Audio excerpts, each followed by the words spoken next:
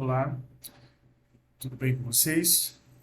Sou o professor Cleverson William, psicopedagogo, também sou pós-graduado em ABA, né? E hoje eu quero falar um pouquinho com vocês sobre o transtorno opositor desafiador. É, Parece às vezes uma coisa simples do cotidiano, no comportamento das nossas crianças, dos jovens, às vezes dos adultos, mas não é. É uma coisa séria, precisa de cuidado, precisa de atendimento e tratamento, ok? Então, quando a gente começa a perceber dentro da nossa casa, nas relações da família, que um dos nossos filhos ou o nosso filho, ele começa a ter um comportamento um pouco mais agressivo, ele é mais resistente a cumprir as regras, as ordens, dentro de um sistema estabelecido, a gente precisa ficar atento.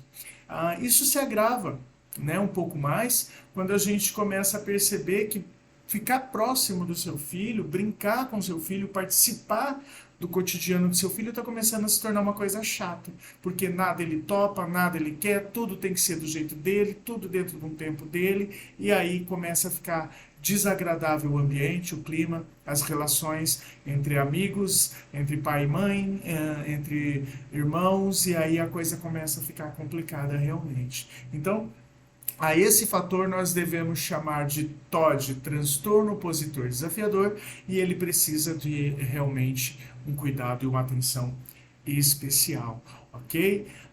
É importante lembrar que o comportamento desse transtorno ele pode variar bastante, tá? Mas há uns padrões dentro desse comportamento que tanto os pais quanto os professores podem e devem observar em crianças e jovens, e eu vou tentar elencar aqui de alguma forma alguns.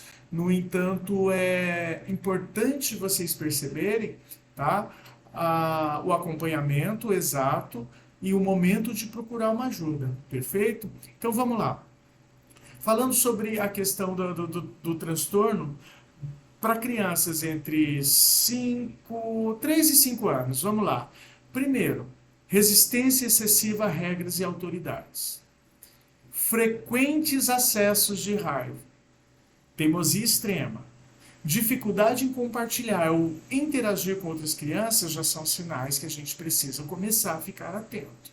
Ok? Então, não pode ser normal que isso aconteça com tanta intensidade, né? E com um tempo prolongado dentro do cotidiano dessa criança, tá? Então, em 3 e 5 anos, você já começar a perceber esse tipo de comportamento, fique atento. Aí vamos lá. Na idade escolar, tá? Entre 6 e 12 anos. Esse desafio constante às instruções, tanto dos pais quanto do professor. Não pode ser uma regra, vai ter coisas, momentos, situações que é deliberada, que é própria da idade, que é da própria descoberta da criança e do jovem, mas não pode ser algo constante, tá?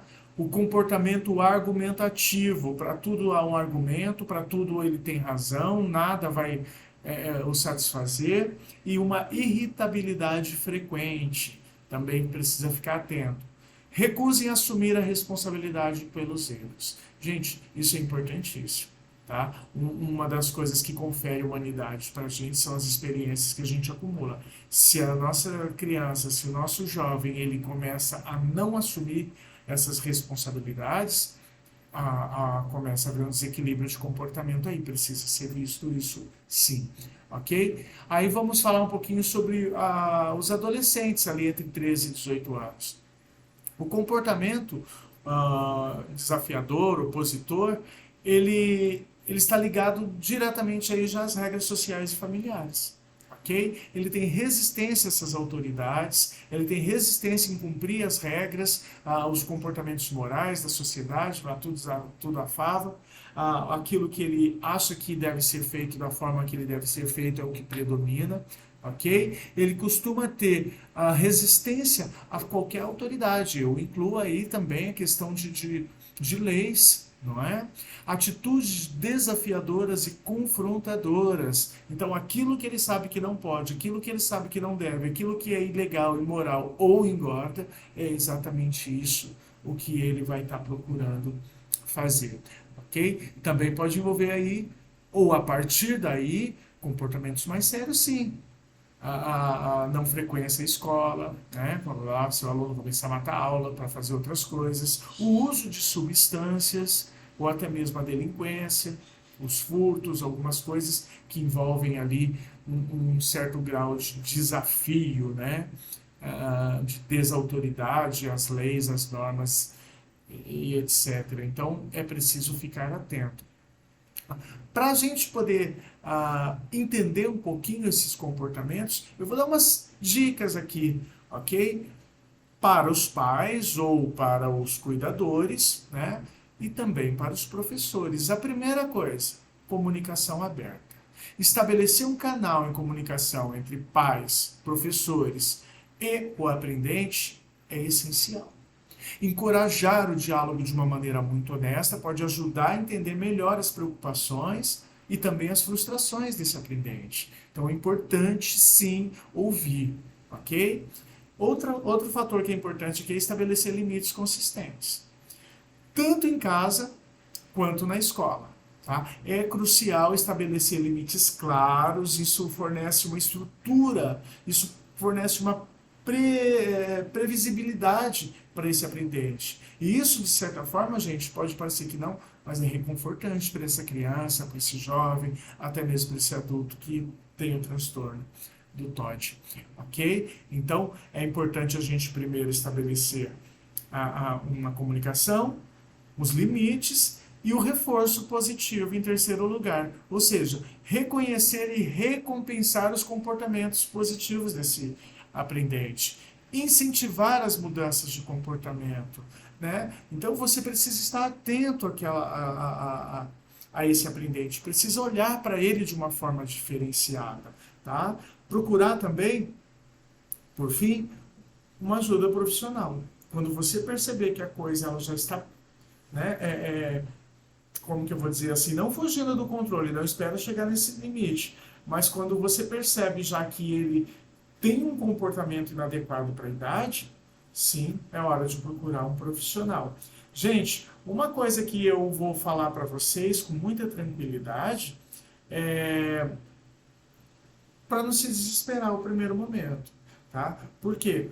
Porque o TOD, ele muitas vezes ele é confundido com um comportamento adequado para a idade. Birras comuns geralmente diminuem com o passar do tempo, né? A gente tem que ficar atento se esse comportamento do aprendente, seja ele uma criança, um adolescente, um adulto, se esse comportamento ele é pontual, por coisas que realmente ele não gosta e o aborrece, ok? E também perceber se não foi uma má educação, tá? Se de repente você permitiu tudo que era possível até quando não era possível e agora está difícil para ele entender ou não, tá? Então, é importante a gente perceber esses fatores, identificar, para depois a gente poder começar a buscar aí os recursos necessários. Então, o contato direto ali com o professor, o contato direto com os amigos, ver a forma como ele se relaciona, ver como a forma como ele absorve as ideias que são diferentes daquilo que ele acredita. Isso é importante, tá bom? Principalmente nas relações interpessoais. Se vocês começarem a perceber que a criança ela está tendo dificuldade para manter um relacionamento social, seja com amigos, seja na escola, seja na igreja, seja no trabalho, seja dentro de casa com os irmãos, a gente precisa estar atento, tá?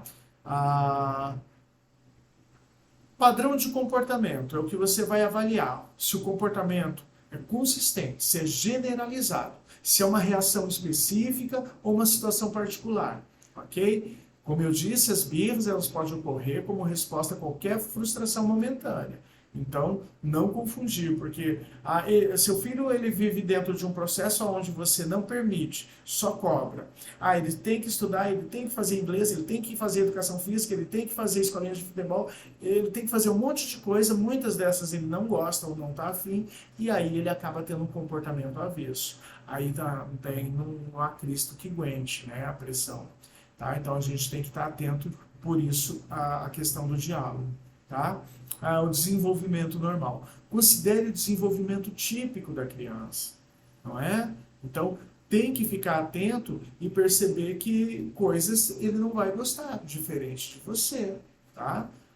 Volto a falar, você vai perceber isso nas relações sociais do seu filho, na forma como ele se adequa às normas em cada lugar. A gente não é o mesmo em todo lugar. Eu não tenho o mesmo comportamento dentro de casa, na igreja, na escola ou numa festa.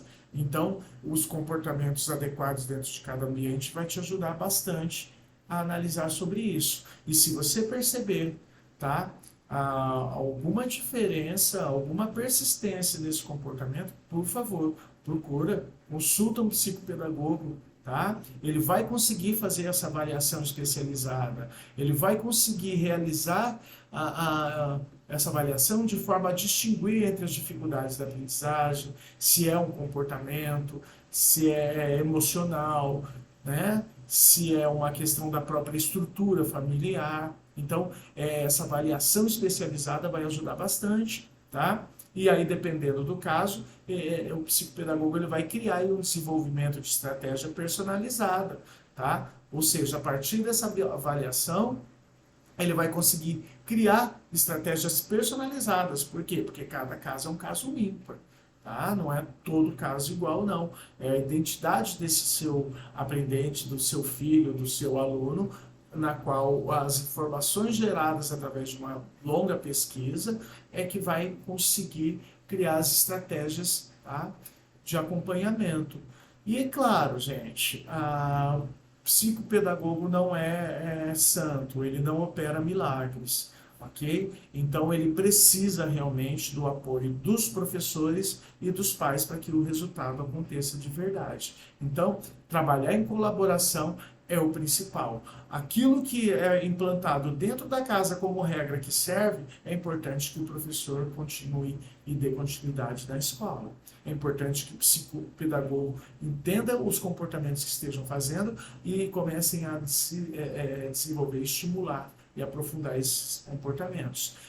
O limite, volto a falar, é importantíssimo para quem tem o transtorno opositor desafiador, ok? Porque diferente daquilo que aparenta, que tudo que você fala ele não gosta, chega o momento de ser confortantes para eles, porque precisa sim.